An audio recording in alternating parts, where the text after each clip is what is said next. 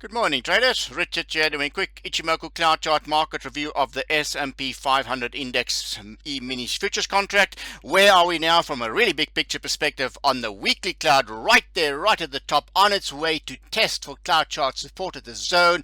It looks like we just got a little bit of support kicking in there as we hit the 5567 and 5552 downside support targets, and there's another one 5530. We're not out the woods yet. We're only down 4 weeks. Might have another fifth one, but there's downside risk to the bottom in the cloud, these levels down here, if support fails at that level. So watch these levels very closely today and next couple of days, because if we fail through there, then the next downside support target is at the bottom end of the cloud right there, as well as this low, the bottom end there. Right, let's just take that low there, and then this low there, where we also had a nice rebound in the market at that point in time. There we go, so roughly there. So watch out the if support fails at this 5530 and 5567 support zones, then the downside risk is to 5246, 5159 and 5143. So that's the big picture on the weekly Ichimoku cloud. Now if we get a successful rebound from this level, the next resistance zone would be the top end of the front end of the cloud,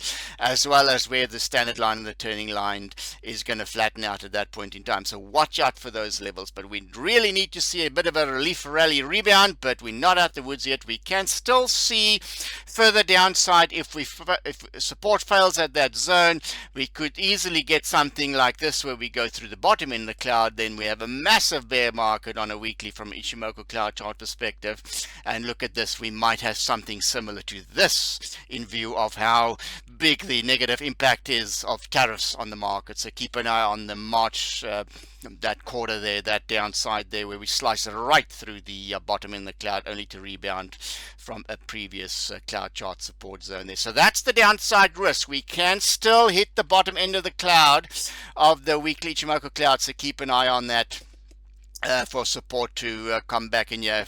Swing trade these levels to the upside if support holds. If we slice through there, when we go short, and then the downside targets would be this cluster of support on the weekly Ichimoku.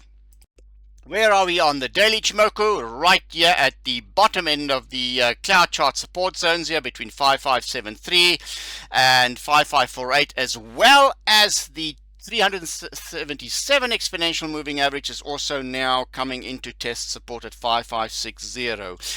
So it will be interesting to see if we get a follow through of this supports test here, where the candles give us some indication that there are some buying coming back into the market at these critical support zones, but we're not out the woods yet. There's still some significant downside target, as we now highlighted on the weekly Ichimoku, so watch out for that.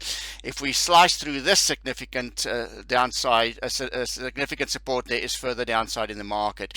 Now we can see since slicing through the bottom in the cloud here, that was the last major sell signal on the market, a short selling signal. We try to rebound from these support levels there. You can see every time we get to a cloud chart support level, a brief little rebound, only to get overwhelmed by more selling. We had that about 3 or 4 times now, and now we're testing this level again. So watch it very closely. If we get a continuation of this support here, if we look at the candles there, then we can get a nice little swing trade back up to this moving average 5765, and then the standard line and turning line, the cloud, as they're going to level out at those levels, and then ultimately the bottom end of the cloud level there. But that's a kind of a Fibonacci 50% retracement rally back up to that level there. So keep an eye on that's the upside potential. But as we've now highlighted, if support fails, then we're going to go back down to the weekly Ichimoku cloud there, and we're going to test this bottom end cloud chart level here. So that's quite far away actually, so that would be a significant departure from the current support zones there on that particular chart. Turning to the 4-hour E-mini, Beautiful sell signal there, the last big sell signal on the 4-hour Ichimoku cloud, and beautiful short selling opportunities every time we rally from cloud chart support levels. We get back up to the standard line and turning line, only there to be met with resistance, and the taps kept opening. So nice little short selling rallies, very quick swing trades from support rebounds to resistance sell and then short again. Now we're fighting for support here at 5573 zone. Upside resistance target is 5657, then it's 5682, and then it's this 5713. So these are the upside target if we get a bit of a further rebound there, and then we really need to see the bottom end of the cloud is the next upside target. If this support level holds here and we're getting a bit of a sustained kind of technical retracement of this overall down move. For the 4-hour to be bullish, we need to be back above the top end of the cloud. So keep in mind that we are swing trading and short selling and swing trading support and shorting resistance, and the upside resistance target is the bottom end of the cloud. But once again, if you want to be really bullish on the 4-hour, we really need to be back above the top end of the cloud, and that will make us to have a kind of a medium term swing trade position on once we get there. Turning to the 60-minute hourly chart, you can see here as well how the bottom end of the hourly chart became resistance here. You see those flat lines there every time we get there. So we swing trade the support back up to the resistance, swing trade support back up to the resistance, and now we are starting to look for a upside resistance targets, the bottom in the cloud, as well as this 5653, the standard line, and then that's another major resistance zone to get through 5. Let me pop a line in there so we can just make sure which one that is. There we go, hold on. The roughly 5675 is the upside target in the current rally.